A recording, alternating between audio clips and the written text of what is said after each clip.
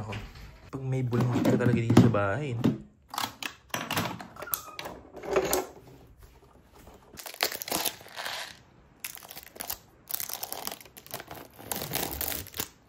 Mawala yung mga moist ng loob ng kotse.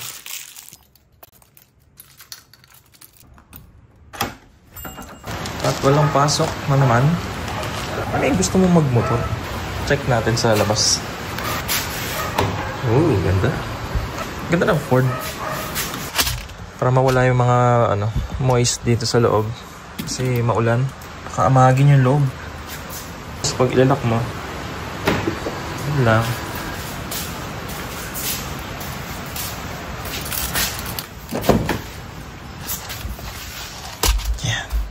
Diyan ka.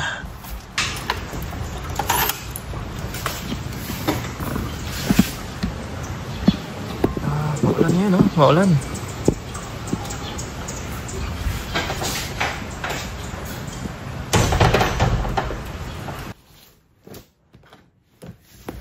Wala naman tayo gagawin.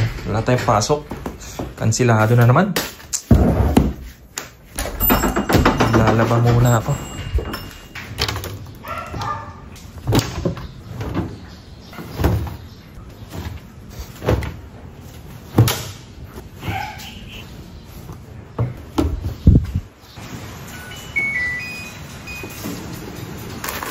Susubukan lang tayong products galing sa Shopee. Buy one take one kasi. Kaya hindi ko na sinayang. Boss, back to black. So tatry natin.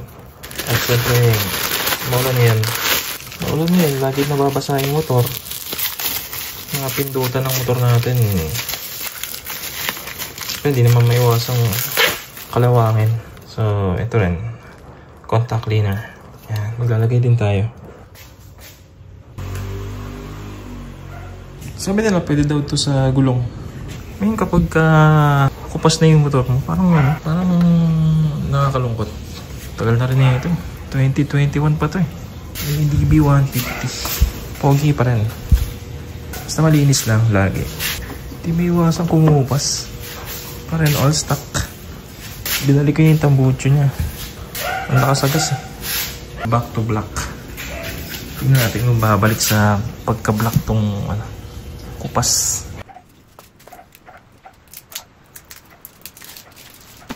May kasamang foam. Sabi, lakas ng ulan. Bagyong odong kasi. So, wala naman tayong gagawin. Kaya, maglilinis-linis tayo ng motor.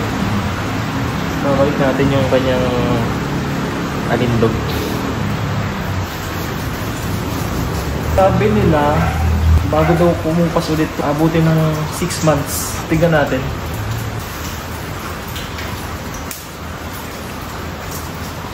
Shake pala.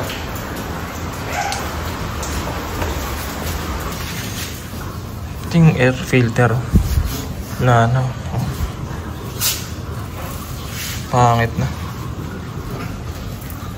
Kupas na. So, tingnan natin. Check natin kung effective. Sana bumalik sa dati. Back to black eh.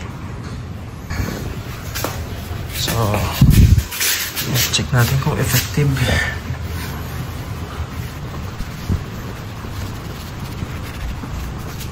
Okay.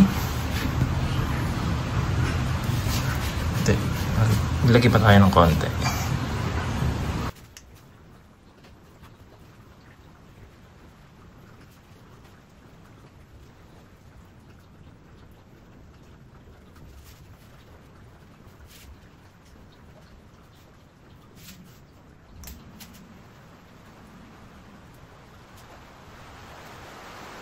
Grabe, lakas sa ulan.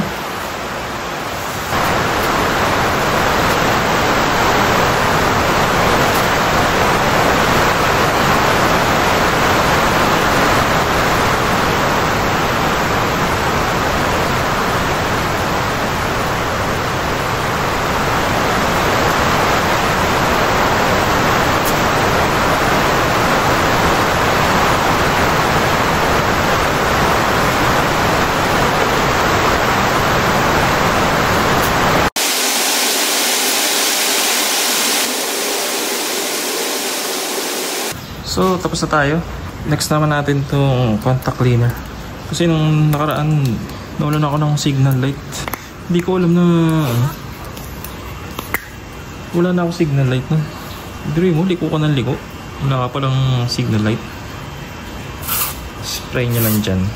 Lalo na dito sa signal light.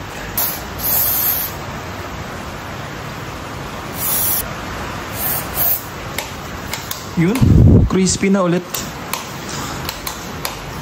Crispy na ulit yung pindutan niya. Alright.